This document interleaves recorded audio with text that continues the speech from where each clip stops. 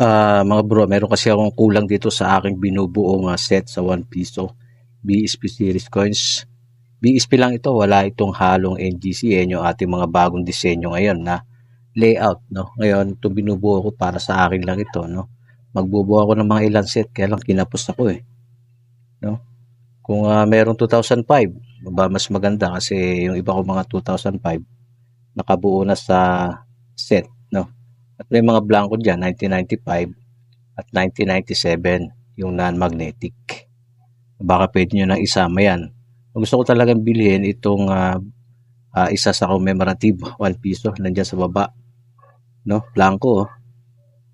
Yan. Father Horacio de la Costa. Yan ang kailangan ko. Kasi nakaraan nagbenta ako niyan. Ako naman ang naubusan.